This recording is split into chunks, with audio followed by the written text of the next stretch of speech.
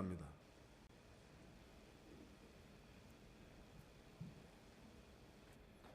사랑하는 1200만 경기도민 여러분, 존경하는 허재한 의장님과 선배 동료 의원 여러분,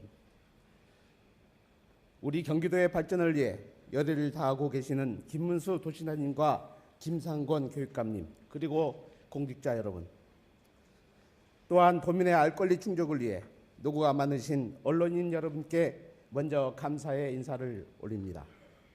부천시 출신 행정자치위원회 소속 서진웅 의원입니다. 지사님, 그리고 공직자 여러분, 먼저 사진자료 1과 사진자료 1을 함께 보시겠습니다. 사진자료 1은 지난 11월 12일 본 의원이 도정지리시에 문제를 제기한 외곽순환도로 부천 중동 IC 하부공간의 자료 화면이고, 사진자료 2는 지난 12월 13일 월요일 밤 22시 32시 32분경에 화재가 발생한 외곽순환도로 부천 중동 IC 하부공간 화재 사진입니다. 본 의원이 2010년 11월 12일 도정지리시에 도시장님께 현장 행정의 절실한 필요성을 언급하며 이해 해결을 요청한 곳이 큰 화염에 휩싸인 것입니다. 참으로 안타까운 것은 본 의원이 도정지리시의 지사님께 이해 하부공간이 각종 건설 적체물, 폐자재, 대형 트럭, 버스, 탱크로리 등에 대한 방치 및 허술한 관리와 행정의 공백으로 큰 피해가 발생 예견되고, 이로 인한 도민의 생명과 건강이 위협을 받고 있으니 도민의 안전과 건강한 삶을 위해서 빠른 정비와 해결이 필요하다고 말씀드리면서 꼭 현장을 방문해 도시장님의 책임과 역할을 다해달라고 요청드린 바 있습니다.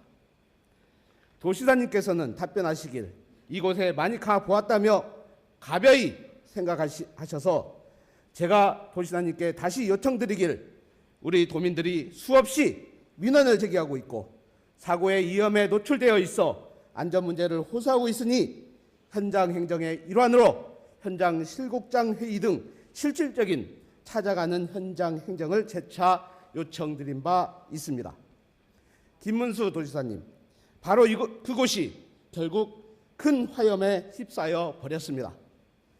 상부의 외곽순환도로는 수많은 자동차가 사고의 위험도 모른 채 달리고 있었고, 화재 현장 바로 옆에 신도시 아파트 주거지역엔 화염의 폭발에 생명의 위험도 예견치 못한 채 우리 도민들이 가정에서 사랑하는 가족과 함께 단란한 시간을 보내고 있었습니다. 다행히 인명피해는 없었습니다만 많은 피해와 공포가 엄습했습니다.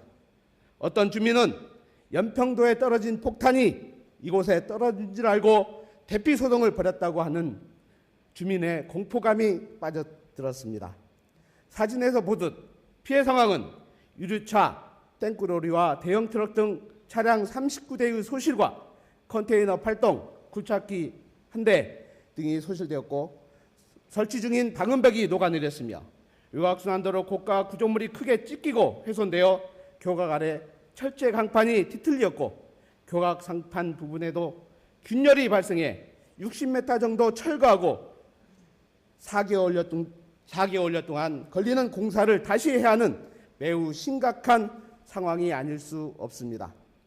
김문수 도지사님, 도시장께서 도민의 목소리를 전하는 도정 질문을 소홀히 하지만 않았어도 이런 끔찍한 화재는 방지할 수 있었으리라 생각합니다.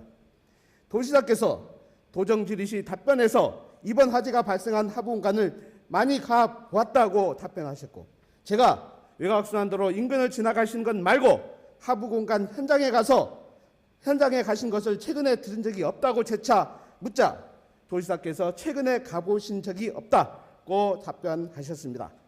도시장께서 진정으로 찾아가는 현장 행정을 하셨다면 분명 가보셨어야 했습니다. 도시장께서 강연도 많이 가시고 각종 행사에 참석하여 격려도 하고 지원하시는 것도 중요하지만 도정지를 통해 문제가 된 곳이 있으면 당연히 지사께서는 현장을 방문하여 문제가 해결되도록 조치하였어야 함이 당연한 도시사의 책무인데도 이를 방기하셨습니다.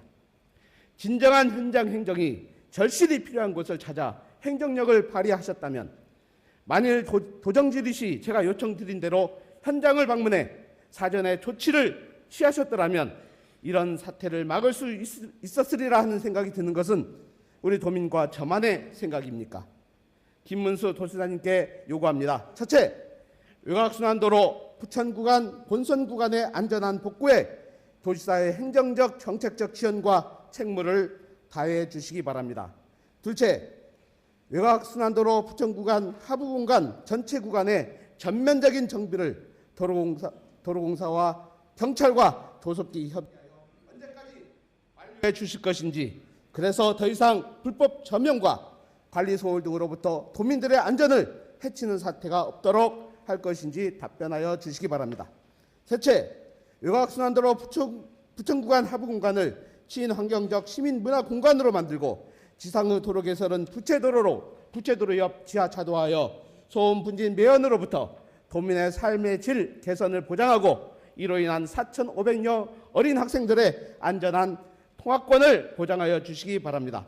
넷째, 화재가 난 외곽순환도로 부천 구간과 같은 도시구간 교량 하부 불법 점용 시설이 우리 경기도에 얼마나 되는지 점검해서 불법 점용된 곳에 대한 정비 계획을 세워 그 행정 과정과 결과를 제출해 주시기 바라며, 또한 이외에도 불법 점용으로 심각한 문제가 대두되어 도민들의 안전이 위협받는 곳이 없는지 점검해 그 점검 결과와 조치 결과를 제출해 주시기 바랍니다.